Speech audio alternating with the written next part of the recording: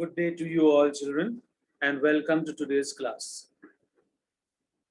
Now, yesterday we completed the circular flow of income, and today I would like to take upon a few more concepts in the chapter before we move on to the next topic of the national income.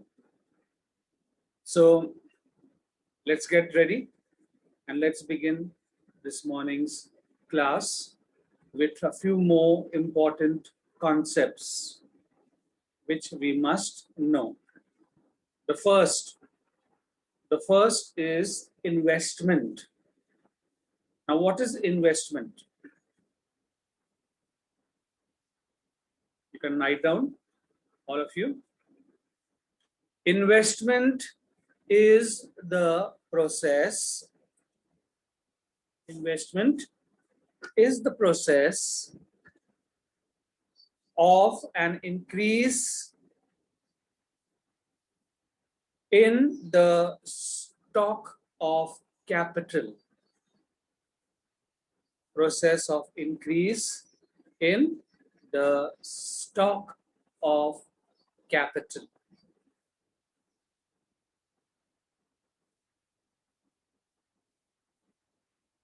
When we have a term which is fixed investment, how would you define a fixed investment? A fixed investment refers to the increase in the stock of fixed assets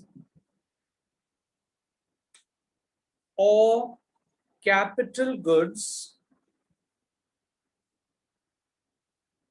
like plant and machineries,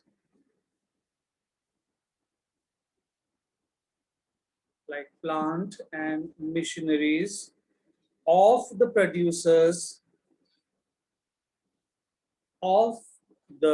producers during an accounting year.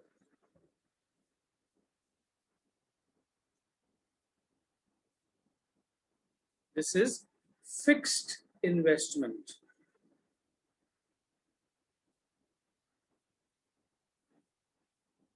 The next term is inventory investment. Inventory investment. What is inventory investment? The change in inventory stock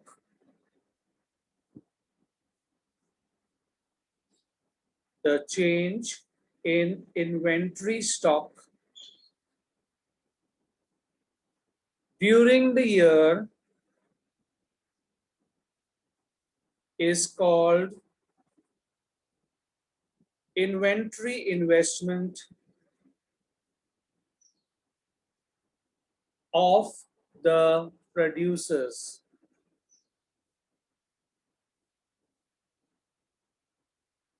Change in the inventory stock during a year is called inventory investment of the producers. Next we have is gross investment. Gross investment. Gross investment is the expenditure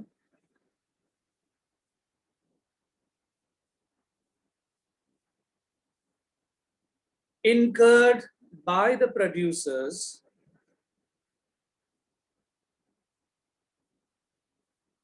on the purchase of capital goods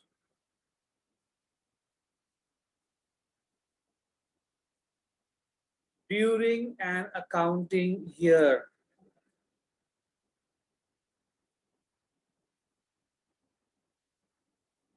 And it includes, number one, First point, net investment. And second point, point number 2, replacement investment. Replacement investment or depreciation.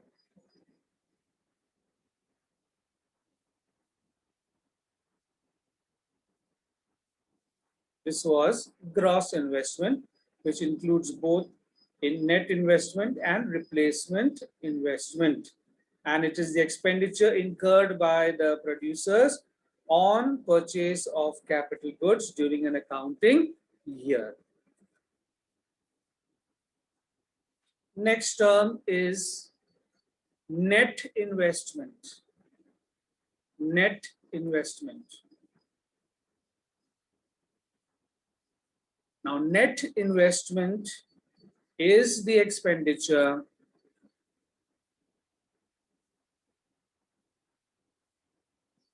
incurred by the producers on the purchase of such capital goods which lead to an increase in his capital stock.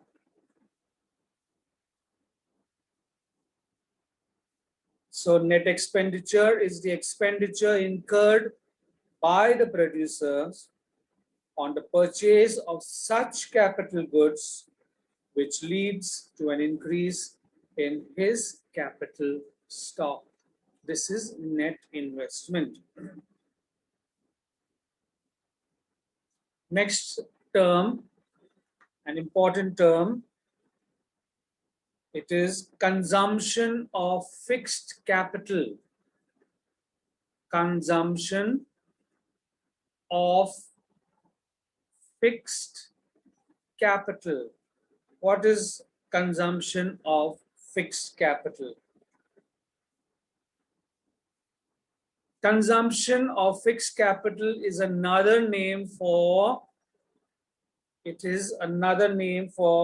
depreciation. So it is another name for depreciation, and it refers to the loss of value of fixed assets in use on account of first point, normal wear and tear.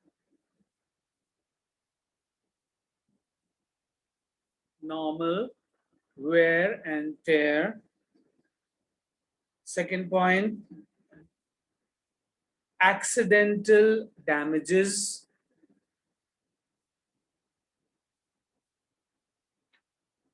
And the third point, expected or foreseen obsolescence. Obsolescence. So, children, you have to be used to this word, because when we would be doing numericals, you would come across this term, which is consumption of fixed capital. Some places depreciation is mentioned, some places consumption of fixed capital would be mentioned. Now you must remember that consumption of fixed capital is another name for the word depreciation. And what is depreciation? It is the loss of the value of fixed assets in use on account of maybe daily wear and tear, any accidental damages, or any expected or foreseen obsolescence. Obsolete means becoming outdated. So this is consumption of fixed capital. Obsolete means becoming outdated. The next term, depreciation reserve fund. Depreciation reserve fund. This is a term you'll come across. What is it? What is depreciation reserve fund? Now, depreciation reserve fund is a provision of funds to cope with depreciation losses.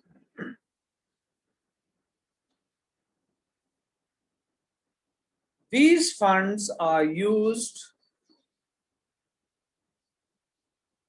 for the replacement of fixed assets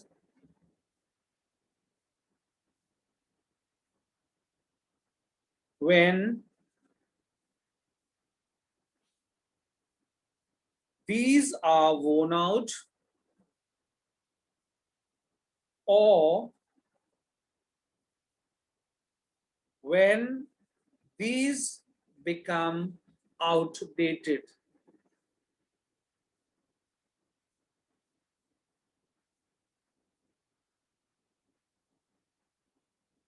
So a fund created to cope with depreciation losses is termed as depreciation reserve funds, and they are used whenever there is any replacement of fixed assets to be taking place, especially when these fixed assets are being worn out or when they have become outdated. Then this fund is used, which is called depreciation reserve fund. Okay, now we go on to the next term, capital loss.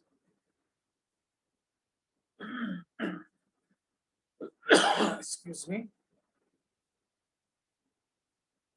Capital loss. Capital loss is a loss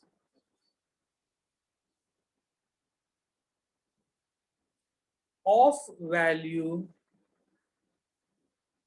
of fixed assets while these are not in use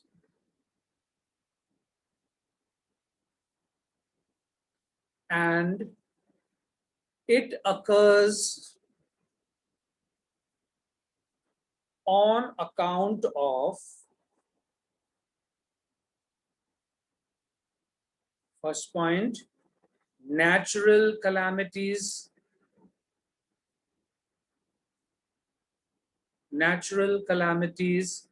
and number two, second point, fall in the market value,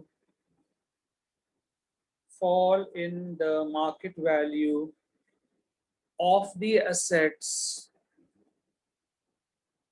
during the periods of economic recession. So capital loss is the loss of the value of the fixed assets while they are not in use. And it occurs on account of, either it could be because of the natural calamities or because of the fall in the market value of the assets during a period of economic recession. This is termed as capital loss.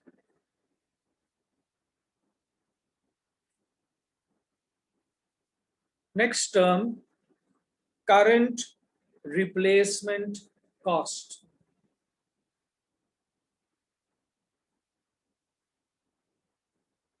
current replacement cost refers to the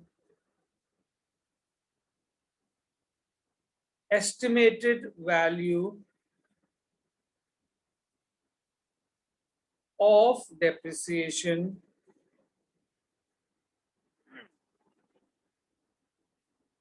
for all the producing units in the economy during the period of an accounting year.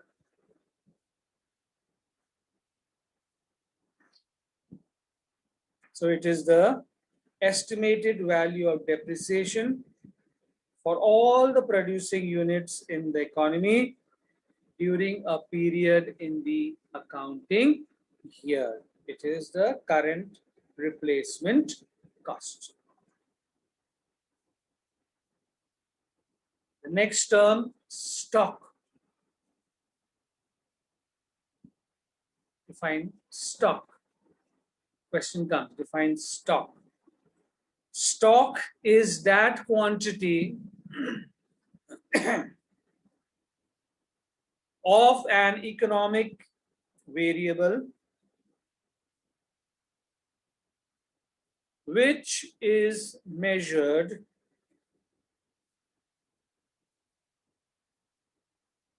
at a particular point of time,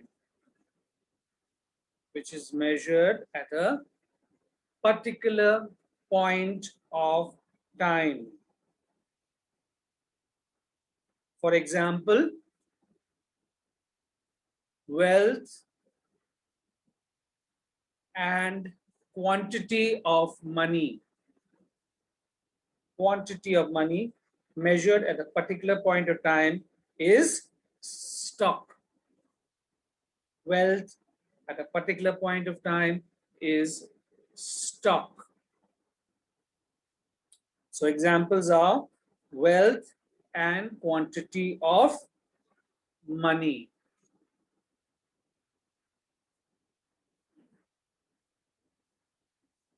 Then we have flow. Flow.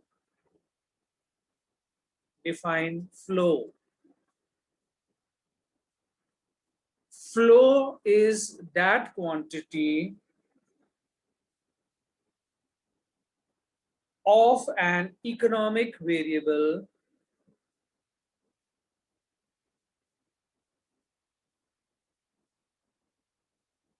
which is measured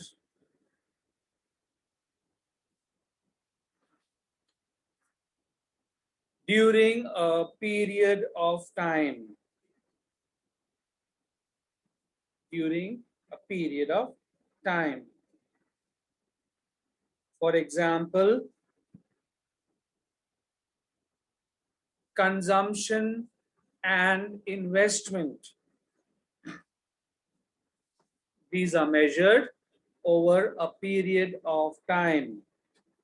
Consumption and investment. So, flow is a quantity of an economic variable which is measured during a period of time, whereas that which is measured at a particular point of a time is called stock, but that which is measured during a period of time is termed as flow.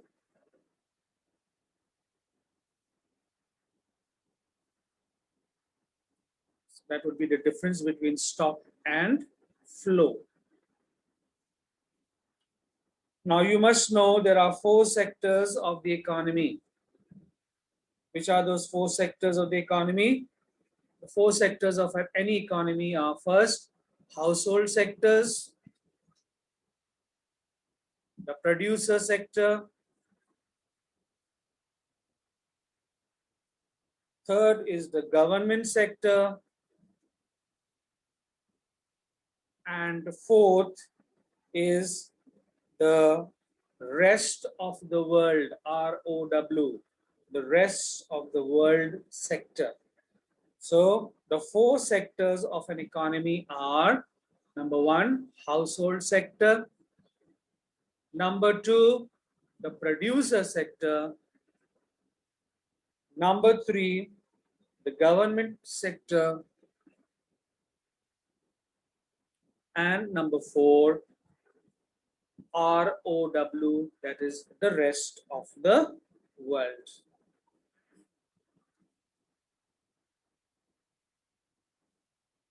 Now, I'm going to take up few reason-based questions and how you would answer them when asked in the examination.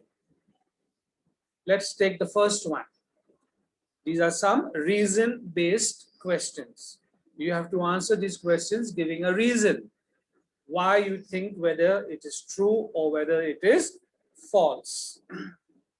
The statement is, no value is added to the final goods.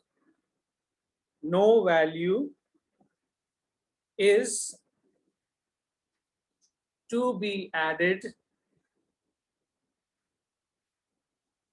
to the final goods. What would you answer?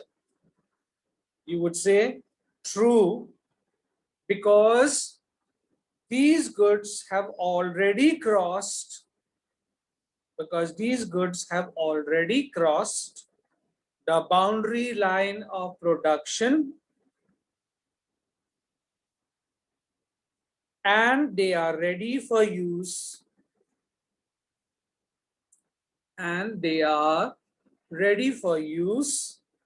by the final users. That is why they are termed as final goods.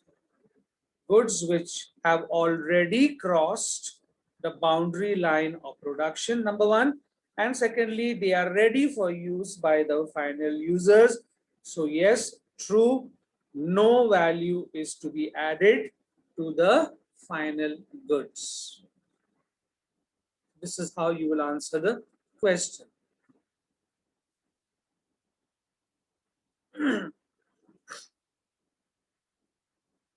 Second is, final goods must finally be consumed. Final goods must finally be consumed by the households. Must be finally consumed by the households. What would you say to this? False. Why false? Because final goods can be finally consumed by households as well as by producers. They are to be consumed by the households as well as by the producers. So by saying final goods must finally be consumed only by households is false. They should be consumed both by households as well as by the producers.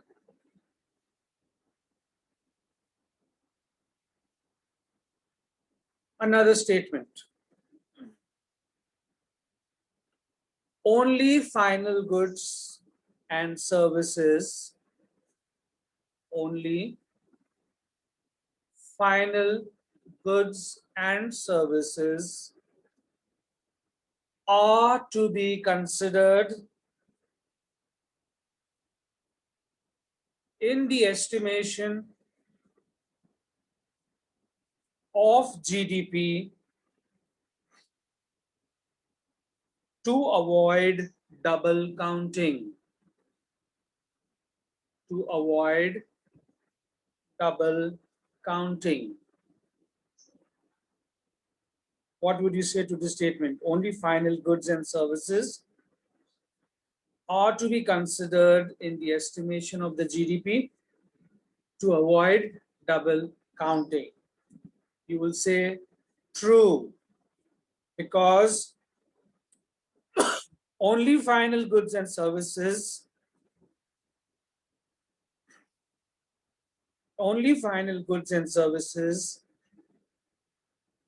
are to be considered to avoid double counting in the estimation of the GDP, because final goods and services do not require further value addition, and these are outside the boundary line of production, and these are outside the boundary line of production.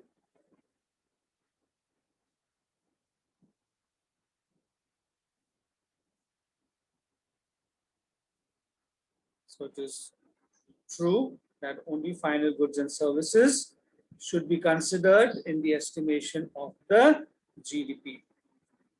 Another statement: capital goods involve the loss of value on account of their depreciation. Capital goods involve loss of value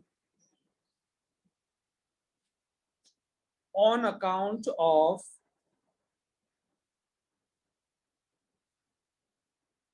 their depreciation. How would you answer this? You would say true. Capital goods are fixed assets of producers. They depreciate in value, and these are repeatedly used in the process of production. They depreciate in value as these are repeatedly used in the process of production.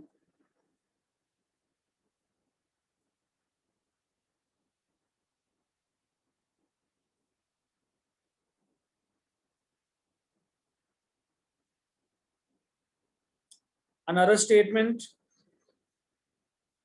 the same good may be consumption good or capital good. The same good may be consumption good or capital good, depending on its end use. Depending on its end use. How would you answer this? The answer would be true. Why true? Let's take an example. Suppose a car which is purchased by a household. Okay, he is a consumer or of this consumption good. The car purchased by the household is a consumer or consumption good, while the car, when it is purchased by a tourist company, is a capital good. So we can say that the same good may either be a consumption good for one, and for the other it could be a capital good.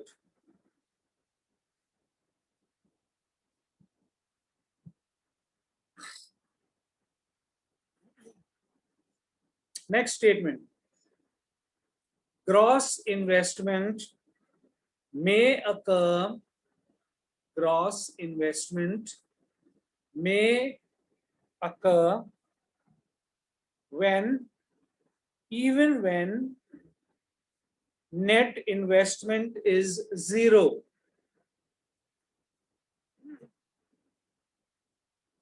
gross investment may occur even when net investment is zero. How would you answer this? You would say true, because gross investment is equal to net investment plus depreciation. It is true because gross investment is equal to net investment plus depreciation.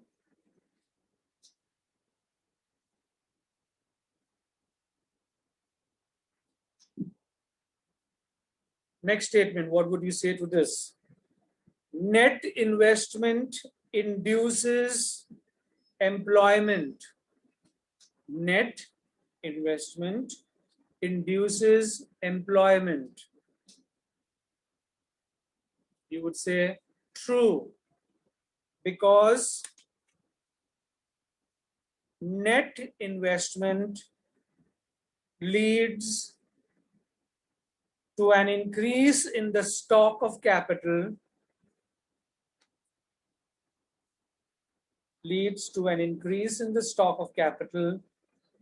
and more labor can be employed.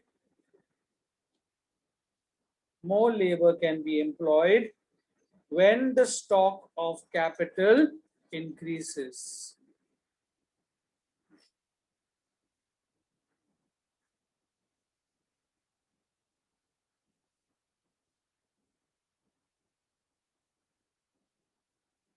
Now we take up a few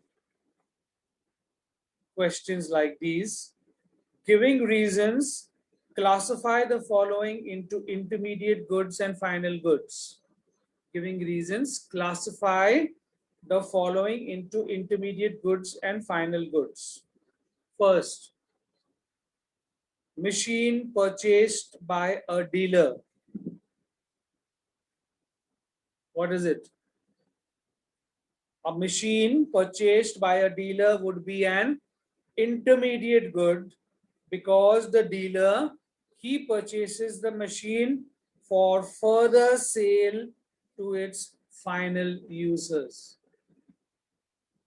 So when a machine is purchased by a dealer, it would be termed as an intermediate good for him, because this dealer purchases the machine for further sale to its final users.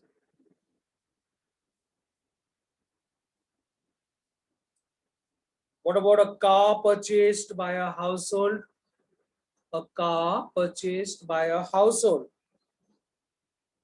Now, a car purchased by a household is a final good. Why? Because the household is the final user of the car and no value is to be added to the car. The household is the final user of the car. So the car purchased by a household would be a final good.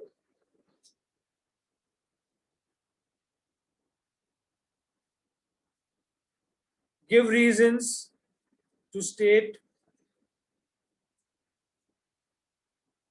capital formation is a flow. Capital formation is a flow. First of all, you'll say the statement is true, because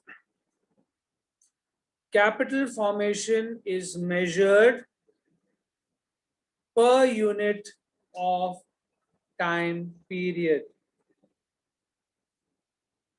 It is measured per unit of time period.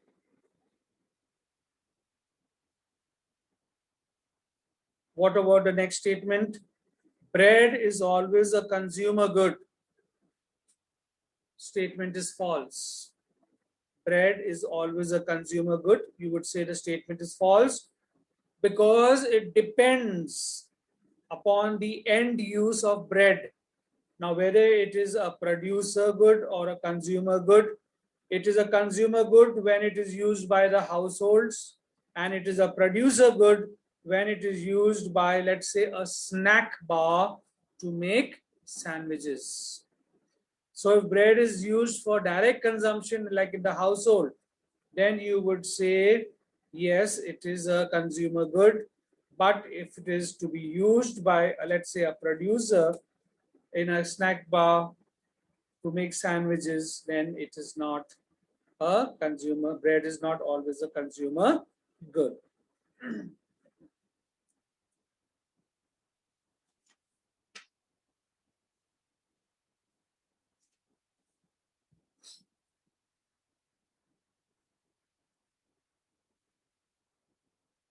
Now,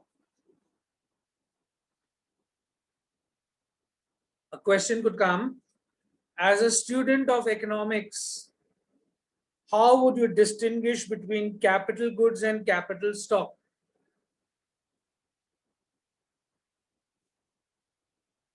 You would say capital goods are the durable use producer goods. Capital goods are the durable use producer goods and involves depreciation losses while in use. For example, plant and machinery. But capital stock is the stock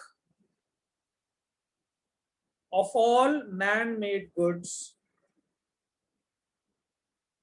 which can be used as a means for further production.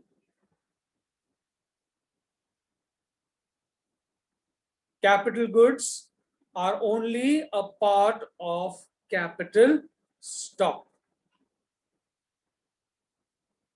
Capital goods are only a part of the capital stock. So with this, we come to the end of today's class, where we discussed quite a few important concepts, terms, and we also tried and we done a few of the value-based questions, reason-based questions, true and false, giving reasons. We will meet again tomorrow with a new topic. Till then, all of you do have a safe and a nice day. Take care, all of you.